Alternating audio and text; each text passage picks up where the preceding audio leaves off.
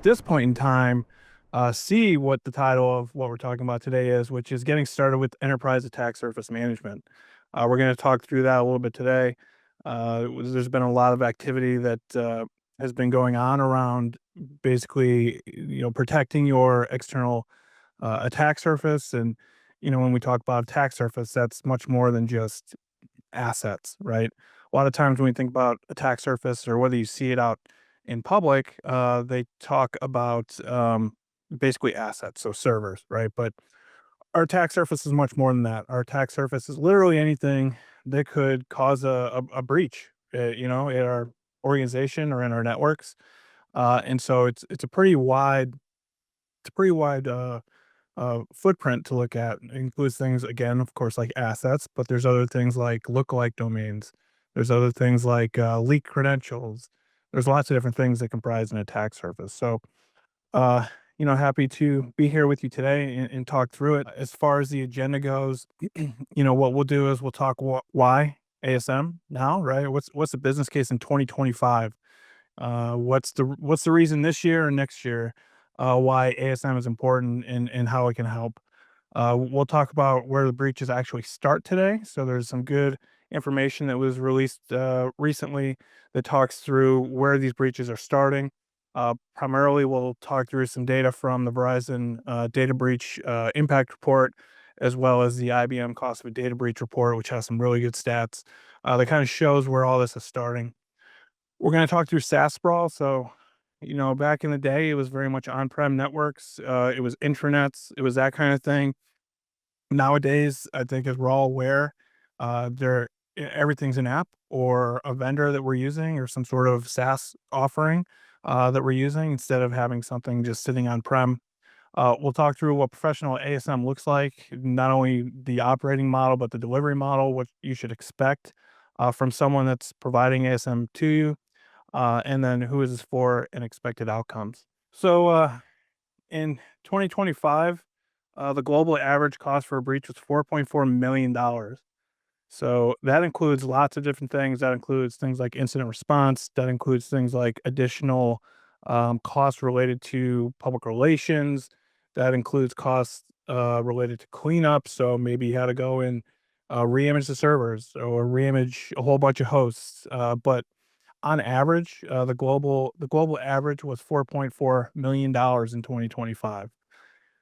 This is kind of interesting because this is the first year in a long time that this has actually gone down. So I believe it's 8 or 9%. It's down 8 or 9% from 2024.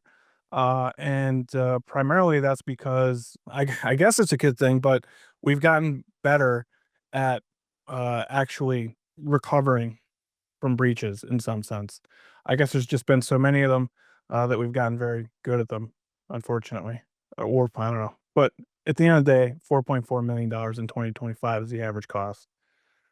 It does have an effect on stock price. So for those companies that are public, the long tail business impact is that their share price underperforms the Nasdaq by about 3.2% over in about 6 months post disclosure. So their stock price in general is down after 6 months once they've had a breach, and it does have a real effect on revenue and stock price, right? And there's a whole lot at stake. So if we think about MGM's attack, which I think maybe it was, I don't remember if that was 2024 or 2023, but they took about $100 million quarterly hit from a ransomware operation. In that case, it was a group called Scattered Spider, which performed social engineering. Side note: social engineering is on the rise, but at that point, it was a group called Scattered Spider, rather, that did social engineering, and then handed off their access to MGM's network to a ransomware crew. And that was actually Alpha V that performed that ransomware. But at the end of the day, MGM had took about $100 million quarterly hit from that ransomware incident. So it does cost money. It costs a good amount of money, and there are material effects to revenue and to the bottom line when it comes to different breaches and different security incidents. Some of the things that we can kind of talk through when we're talking about uh, trying to talk to key stakeholders or leadership, we can talk through, the fact of the matter is that they mean money. I mean, outages mean money. It's just a fact. They do cost money. If we take CrowdStrike, for example, and this is just about outages. So CrowdStrike wasn't a security incident. CrowdStrike was an issue where, if you're not familiar, they pushed a bad update to all of their agents that run on the different machines that CrowdStrike runs on. And when they pushed this update, it was a bad update, and it blue screened a whole bunch of devices. This is the one where, airlines were out of commission, retail establishments were down, all kinds of things because CrowdStrike pushed a bad update. That was in July of 2024.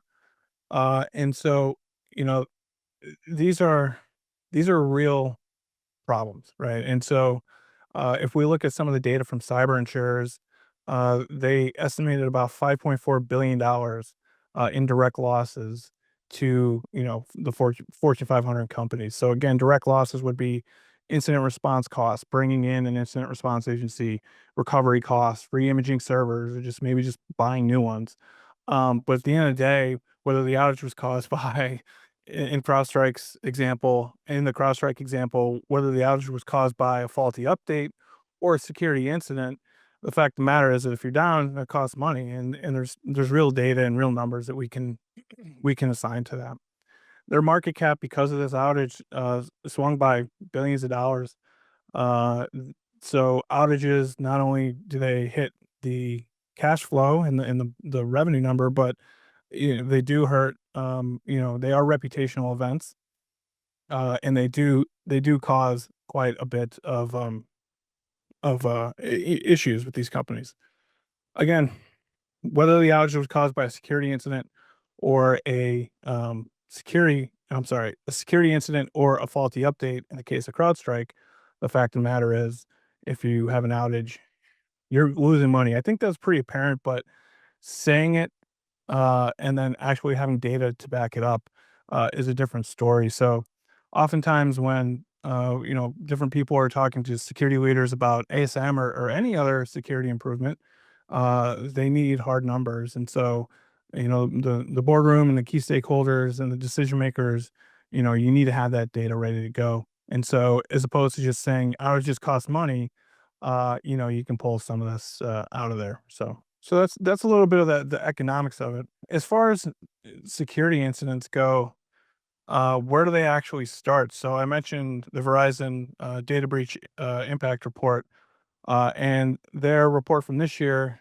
called out two kind of big areas. Stolen and abused credentials accounted for about 22% of breaches, and vulnerability exploitation led about was about 20% of breaches. Interestingly enough, third party involvement doubled from last year. So third party involvement are things like um, business process outsourcers, those SaaS products that we talked about. It's lots of other incidents are caused indirectly through a vendor or a third party service that you're using. If you're familiar with the Salesforce incident from this year, um, Salesforce, there were incidents at Google. There were incidents at I think even Microsoft, a whole bunch of them. Ticketmaster, I think. But there was a big incident around Salesforce this year where Salesforce tenants were compromised. Well, now the tenants, Salesforce itself wasn't compromised. What happened was a third party application to Salesforce was compromised, right? And so the threat actors compromised that third party application, which then gave them access to all these different Salesforce tenants, Google probably being the biggest among them. And so this is something that we've seen more and more, and the data is backing that up, to where you really need to be diligent about your third party risk, because it's just increasing more and more. When we talk about stolen and abused credentials and vulnerability exploitation, Vulnerability exploitation, I think, is pretty straightforward. That's this server has this vulnerability. We didn't patch it. It was exploited. And there's many reasons why it's not patched. Maybe it's just such a big footprint. It's hard to track all the different versions of all the different things that are running externally. Um, Lots of different reasons. The vulnerability management in general has been, kind of a tough challenge for a long time now. And so, of course, threat actors are opportunistic and they're constantly scanning the internet. And so, if a new proof of concept or no new vulnerability comes out, um, it's just kind of they just go for it. A recent one is with the Cisco ASAs. If you were running Cisco ASAs, there were a couple of critical vulnerabilities that were released within the past month. And so, what'll happen is these threat actors will say, "Okay, well, here's a new vulnerability," and they're opportunistic, and so they go and exploit that vulnerability. And so, with ASM, for example, in that case, some of our clients were coming to us, not coming to us, there's dashboard, but they were looking and they were saying, "Okay, there's this new ASA issue. Where do I have Cisco ASAs?" And because of attack surface management doing many different things, but chief among them, identifying and categorizing and prioritizing their assets, they could very easily just go in there and say, okay, we have, 5 Cisco ASAs. Here's their IP addresses, and ship that off to their infrastructure team to update immediately. So vulnerability exploitation is just a classic. Here's a CVE. Here's an issue on this machine. We need we're gonna go exploit it. The stolen and abused credentials part of it, what we've seen over the last few years is a rise of things called info stealers. So if you're not familiar with what an info stealer is, it's basically a piece of malware that once it sits on the endpoint. So in the past, attackers would try to gain access to an endpoint and they would, try to elevate privileges. They would try to pivot throughout the network. They would try to do lots of different things.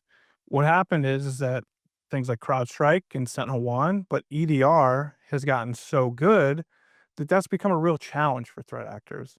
Uh, Unfortunately, it's usually not too hard, especially, my team, the offensive security team, it's usually not too hard to get access to the machine. But once you start to try to do stuff, the EDR is very good at identifying, anomalies in behavior and heuristics and all that kind of stuff. So what threat actors have pivoted towards is something called info stealers, to where, once they gain access to that machine, they just sit. They just sit there, they're quiet, and they just gather information. That's it. They'll look at things like browser cookies. They'll look for files, with passwords in them. They will talk. They'll just look for sensitive information anywhere that they can find it, and they ship it off to their servers. And so, the initial attack vectors, when they're talking about that's 22%, what they're talking about with stolen and abused credentials is things primarily info stealers. They've been on a huge, I mean, just they've taken off.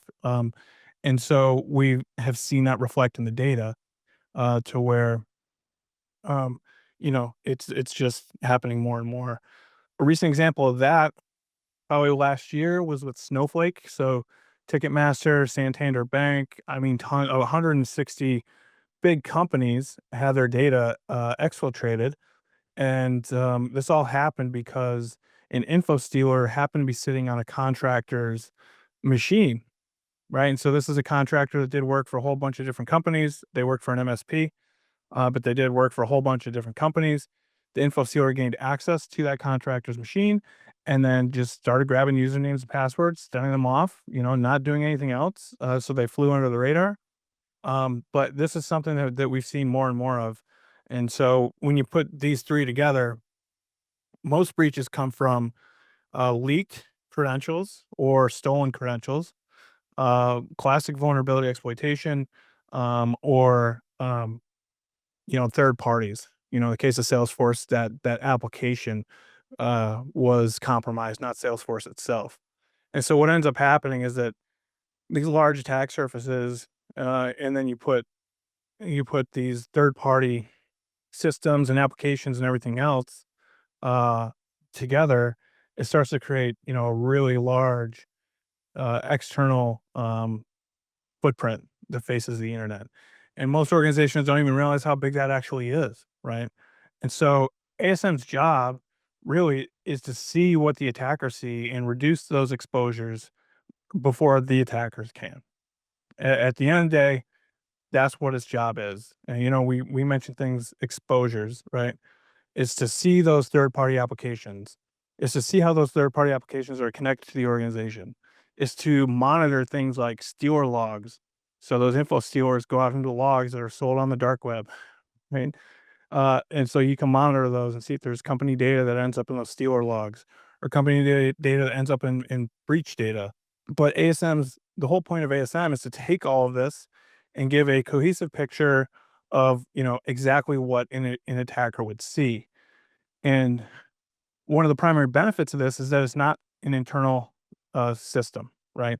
It's not something the organization is doing. It's something that a company like us or another company that offers ASM, it's a third party that's doing it on your behalf. So they're much more likely to not run off of internal spreadsheets, right? Because we can fall into the sense of, well, here's the spreadsheet that of IPs that we exported from Azure or something, right? Which may or may not be, true. It may or may not be, really as up to date or as valid as you think it is. So its job, very simply, see what attackers see and really report on that so that the organization can get a true picture of what their attack surface looks like. Talk a lot about SaaS sprawl and how this can turn into a lot of issues for organizations. So on average, companies run about 106 SaaS apps, right? And so this contributes to shadow IT, and it can, turn into lots of different issues. So one recent example with a client of ours is that they had, I believe it was like a customer service portal. I think it was Zendesk, to where you would go to a subdomain like help dot company.com, and that's not the company's actual asset, right? It's on, and don't quote me. I'm pretty sure it was Zendesk, but it would go to a Zendesk controlled asset. And so what can happen is, you have help.company.com, and say you stop using it, but that DNS record is still there. And say you close your Zendesk account. Well, what attackers can do is they can create a Zendesk account and impersonate, that subdomain, and that's something called subdomain takeover. But that's just a quick example of how these SaaS applications can really start to cause issues for organizations. And then also some of these SaaS apps have data or have access to really sensitive data. And so it turns into a real issue. Gartner says that by 2027, about 75% of employees will acquire or modify tech without IT oversight. This means that they can sign up for apps using their company domain or using their company um, credentials or whatever it is, but they can create and sign up for a SaaS app related to the company. And this is really where ASM shines. So it'll discover those unknown subdomains. It'll discover things like subdomain takeover that I just described, and it will really give a full picture of exposures across the internet and what the attack surface truly looks like for an organization. That's where it shines. Just not just with third party apps, but with, again, I'll keep reiterating it. Things around stealer logs, breach data, that kind of thing. But what actually is it? So it's really, if you think about it this way, you could think of it as it is continuous discovery, validation, and prioritization of exposures. We're discovering the exposures. We're validating one that this is an exposure that belongs to the organization, and we are also validating that this exposure. We are validating the risk and the potential issues with this, and then we're prioritizing them. So, uh, you know, using business context, of course, like know your ASM should be a partner and understand the business context of all these different assets, right? Um, and so when you put that all together, that's really what attack surface management is. It complements vulnerability management and penetration tests. It allows you to discover. So I mentioned, for example, working off internal spreadsheets or asset management, whatever it is, it will discover those unknowns. So a client of ours with ASM uh, had a pretty, for the most part, they had a pretty good handle on asset management. But what they didn't realize is that a contractor has spun up, a number of virtual machines in Azure, and these virtual machines were public to the internet. And so they shouldn't have been, because this, client of ours has conditional access policies in place and different routing and all kinds of different stuff, so that they should never be exposed to the public internet. We alerted them and said, "Hey, client, this VM's sitting out there. You need to go find it, or you need to go turn it off or lock it down, whatever you need to do. But this is out there," and they had no idea, right? The IT and the organization probably as a whole had no idea that, one, in this case, that those VMs were even stood up, and then two, that they were publicly facing and accessible to the internet. So, you put that together in this particular case, if you're monitoring your entire attack surface, like we are for this client, not only are we looking for those things, but we also know that some of their information, some usernames, credentials basically, were in a recent data breach. Well, now we can say, okay, well, we have this username and password that came out of this data breach. This VM is open. Let's try to log in. And we did try to log in, and we were successful, right? And so when we say exposures, this is what we're talking about. They had no idea it was there. They didn't realize it was open. Even if they did know it was there, they didn't realize it was poked to the internet. And then also we were able to log in using breached credentials. This is exactly what happened with Change Healthcare a year or two ago. Over 150 million Americans' PHI was exfiltrated. This is exactly what happened with them. They had a Citrix host that was facing the internet, uh, and there were credentials related to Change Healthcare that were recently in a breach, and the threat actors put two and two together and they logged in. It's exactly what happened. So this is why ASM is so important, because you're not just focusing on assets, you're focusing on the whole picture, right? And what that allows you to do, and what it should do, right, is to really focus on outcomes, and allow you to reduce things like time to discover. And one of the biggest things that we focus on with our ASM clients is mean time to remediate. So because ASM is continuous, if we do find a vulnerability, for example, and we say, hey, this host has this Cisco, I'll use Cisco because I just mentioned it. This Cisco ASA host has this new uh, vulnerability out there, and we alert the client. We say, okay, you need to patch this. We're continuously monitoring that, and so we can actually see when they patched it, or when it was updated, or when the risk was removed. We'll say remediated, and so we can calculate that, and then we can say, okay, your mean time to remediate is, 2 days, 3 days, and so that's what ASM should be focused on, reducing that. Not only the mean time to remediate, but the time to discover. Um, and that's exactly what good ASM should do. Who is ASM really for? So it's for security leaders that own revenue, brand, partner ecosystems, IT, of course, is very important for companies that are multi-cloud, that have large brand portfolios, do a lot of mergers and acquisitions, because especially with mergers and acquisitions, a lot of times when there's an acquisition, that IT and that technology is just baked in, like one way or another. Sometimes there's cyber due diligence.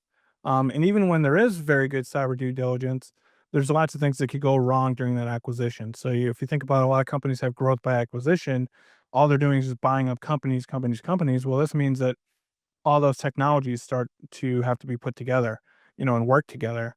And so what this does is this creates uh, a lot of exposure due to either things not being transferred in time, or things not going over appropriately when you move it from one company to the other.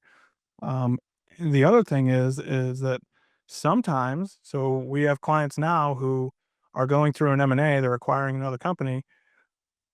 They don't have full insight into that company's, tech, they and IT. They might, have a general idea. They've talked to the IT people at the company they're acquiring. They might have spreadsheets or asset lists or that kind of thing, but they might not fully understand what that attack surface for that company they're acquiring looks like. And so one thing that they can do, and what clients of ours are doing right now, is as they're going through that M&A procedure, we are watching their attack surface. So as they transfer that tech over, we're monitoring it. So in case anything goes wrong or anything pops up or whatever it might be, we're monitoring that and we can tell them immediately. Um, and so it's a good way to monitor and be proactive during M&A activity. Heavy SaaS, of course, are regulated footprints. ASM is very applicable there. It's a pretty it's a pretty good fit if you need fast wins without adding new headcount, and you need good reporting. That's what ASM should be doing, right? And that's really who it's for. If you want to be proactive, if you want to protect the organization during M&A events or just day-to-day operations, using that contractor's experience to spun up the VMs, using that third-party pieces of third-party application in Salesforce, those are just day-to-day activities. And so there's lots of good fits for ASM, but this is probably, some of the biggest. The business case. We talked through some of this already.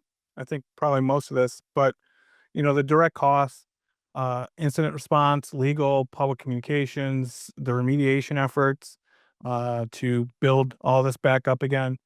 The revenue loss of the example that we gave before of, the average 3.2% dip. If we're looking at companies in Fortune 500 compared to the NASDAQ, 6 months after breach. And so there's a lot of ways to actually, um, save on these costs. Well, one, do our best not to have this issue in the first place. But uh, there's lots of different reasons not to do it, and there's good data. Again, the Verizon uh, breach impact report, the IBM cost of data breach report are really good.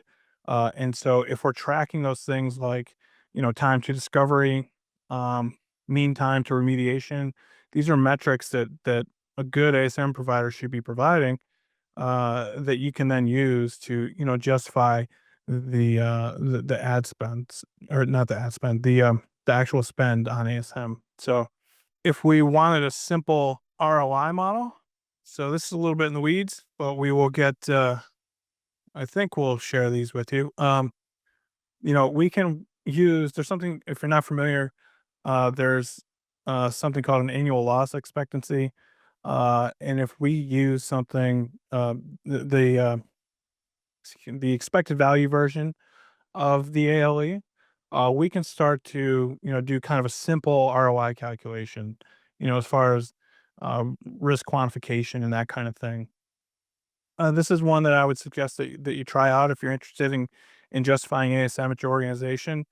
It's relatively simple, but could provide some good insight.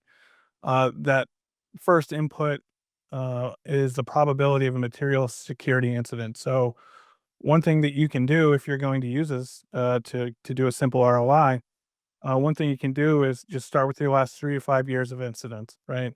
And if you go back 3 years, see how many incidents you had, divide it by three, so you can get an incident per year. If you don't have a large history, well, if you don't have a large enough history, you can set a scenario range, right? And say based on industry standards, again, the Verizon Data Breach Impact Report, and there's other data sources out there, but you could just take your industry and kind of see what the averages are. In fact, some of your cyber insurers, if you ask them, might even be able to provide this kind of data for you. Like, how do we compare to others in our industry with incidents over the last 3 years. But what you're looking for is, a probability of a security incident in the next 12 months. You can, when it comes to the average cost, a couple of different things that you can do here. If you have past incidents, well, then there you go. You can get that number there. Um, if you're a larger company, it's probably makes sense to use that $4.4 million from the IBM cost of data breach report, um, because that's pretty good data. But at the end of the day, you want to try and get a solid number around, how much it actually costs if they're material cyber incident, right? Major cloud um, disruptions, major release of sensitive information, major release of IP, whatever it is, they need to be like material. But you can get that average cost again if you're a bigger company. That $4.4 million is probably a good number to start with. And then where it gets a little tricky is the uh, percent reduction. So the effectiveness of your program is shrinking incident impact through faster detection and containment. So if you have some data, um, like um, closure rates, so if you're tracking in Jira or other places in your vulnerability management program, you could take things like your closure rates, and basically identify, you know, percent reduction. In this case, how much you want to improve that closure rate. So, say your closure rate for criticals is 70%, right? And you want to get that to 85%. Well, then you just gained a 15% increase, right? Uh, that's one number that you could take. You can try and measure things like time to contain. So if you have the data based on um, past incidents where where the initial infection happened, and then when IT or security was able to contain that incident, you can track that and get that data if you have enough. If you have enough incidents to get that from. If you don't have any of this or you're struggling to do that, you can always do a conservative range of say 15 to 30%, right? So you want to increase, or you want to um, increase the effectiveness of your program by 15%, and start to get a pretty simple return on investment here. So this is one that I've used with other organizations and other people. This seems to work out well. Uh, I know math and all this other stuff could be challenging, especially getting the right amount of data. If there's anything I could do to help with that, please feel free to reach out. But going any more in depth into this today would be a little bit much. But that's one that if you're trying if you're trying to get budget, or you're trying to, sell your boss or the people upstairs on something like this is a really good place to start. Really good place to start. So again, I know that's a lot. Happy to talk through it in more detail. Just shoot me an email, LinkedIn, whatever. But happy to talk through that in more detail. So that was a lot of the business case, the justification for it, the kind of problem statements, and some of the solution statement being ASM, of course. But that was a lot of the business case to the why. There's lots of numbers there, lots of data around the problem statement, and how you know basically why we would try and justify ASM, right? And what does good ASM actually look like? So it's one thing to have it, but you want to make sure that you that you have quality ASM, either whether it's internal or it's through a third party provider like us. It should always use a threat led discovery approach. So what do we mean by this? So I mentioned Stealer logs before. That's threat intelligence, monitoring dark web markets, um, monitoring Stealer logs. That's threat intelligence. No, that's a piece of it, right? That's a piece of threat intelligence. But they should be using threat led discovery. So they should be able to, whether they have their own internal teams like we do for threat intelligence, or they use a third party service for threat intelligence, whatever it is, it should all be guided by that, right? It should be threat-led approach. We wanna take the same approach that the threat actors are taking, right? We don't want to be reliant on techniques from, 10 years ago, 5 years ago, even 2 years ago. Threat actors are always changing, and so when we say threat-led discovery, what we're talking about is how are threat actors actually doing this, right? And so again, they could do that through their own threat intelligence teams like we do, or they can have a third party provider that does that. But they need to be basically, they need to base everything that they're doing off of that, right? And on the same note, is that an ASM provider has lots of information about your organization, right? They're identifying your external attack surface, all those exposures we mentioned, and so they should be able to provide you contextualized threat intelligence. So for us, for example, our clients that have ASM get daily contextualized threat intelligence updates, right? So sometimes that might include, hey, we saw some chatter about your company on the Stark Web forum. Sometimes that might include, hey, we saw company data in a Steeler log. Um, but if there isn't anything super relevant like that, uh, there are very relevant things related to the company. So, maybe there's lots of conversation. I'm sticking with Cisco ASAs today, but maybe there's lots of conversation in some Telegram channel about, building an exploit for Cisco ASAs. And your company has a bunch of Cisco ASAs. Well, in a daily threat intelligence briefing, for us, for example, we would know that you have Cisco ASAs, we would know that they're talking about it, and we would present that in our daily threat briefing. But, excuse me, they should be providing, some pretty good threat intelligence and not just general, contextual. So there's all this data about your organization, and we could be specific about the threat intelligence that matters to you, right? They should be open to, ad hoc requests. So they shouldn't be, okay, yeah, we'll wait till our next quarterly business review.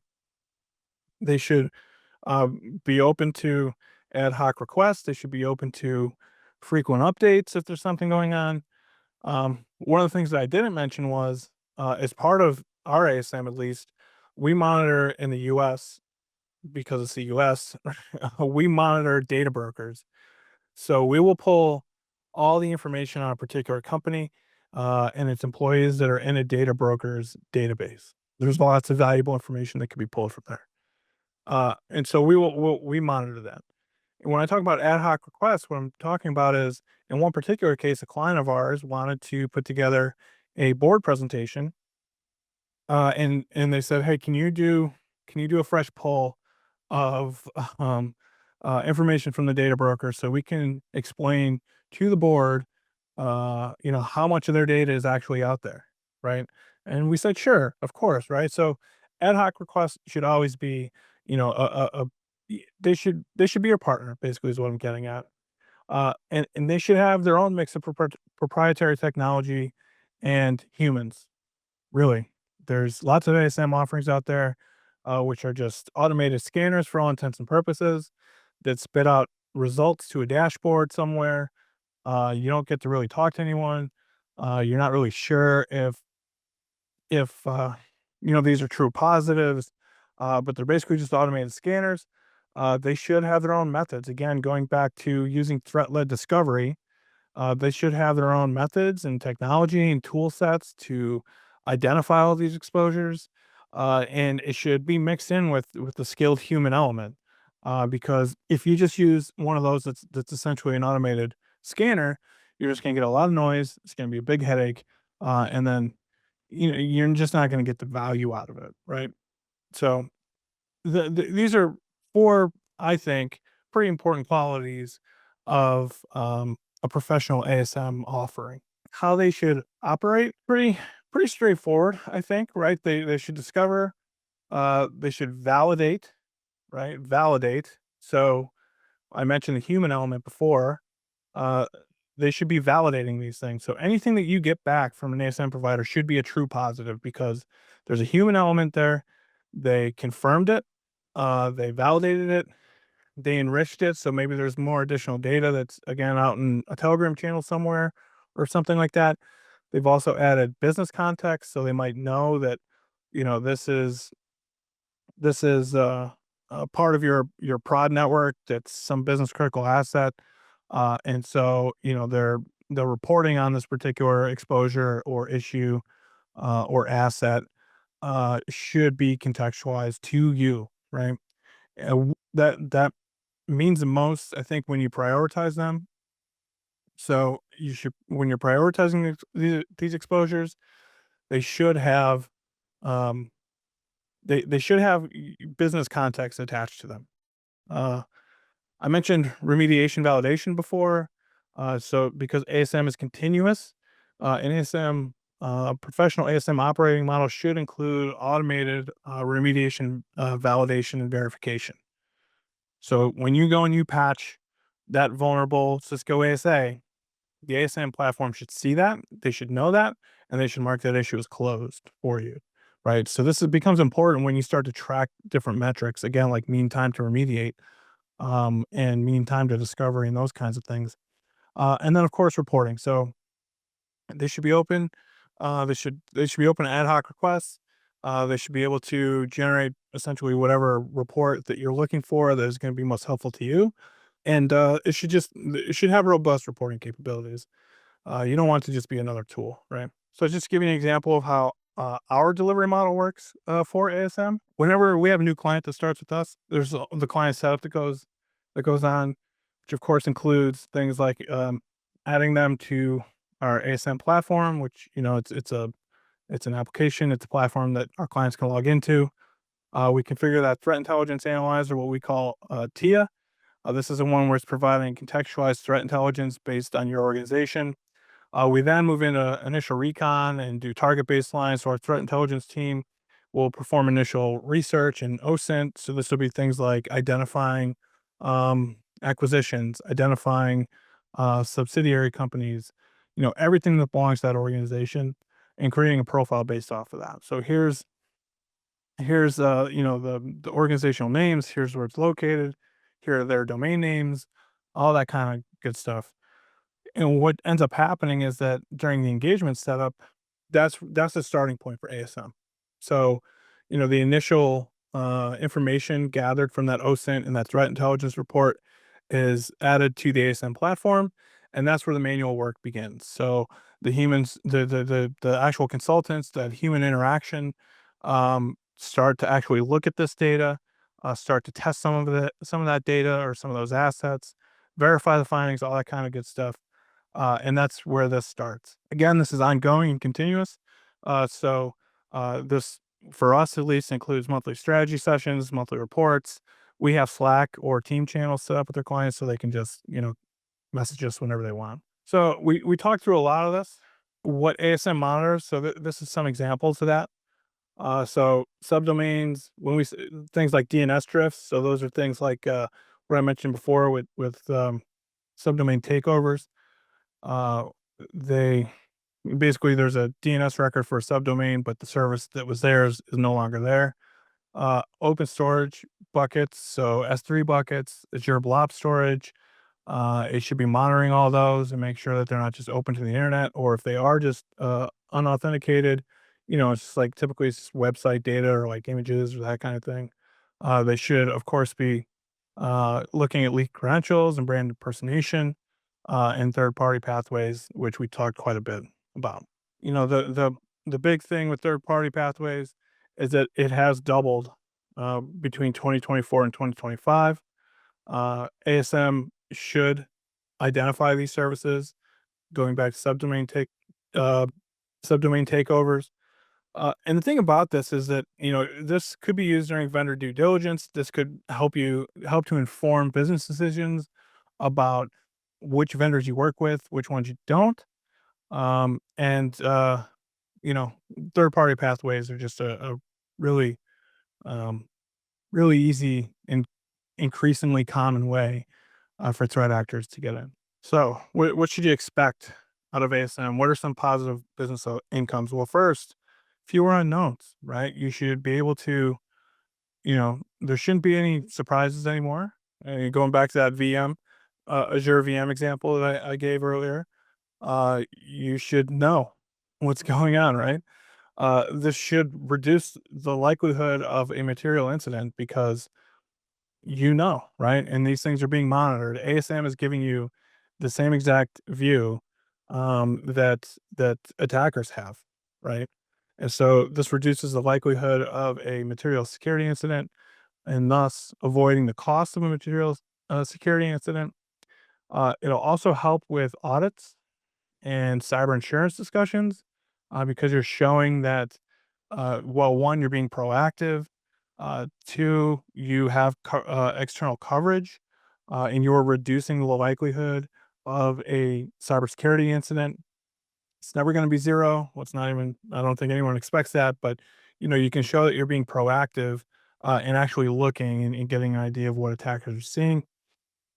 And so when it comes time for audit or that discussion with your cyber insurer, you can say, "Hey, look, this is what we're doing," right?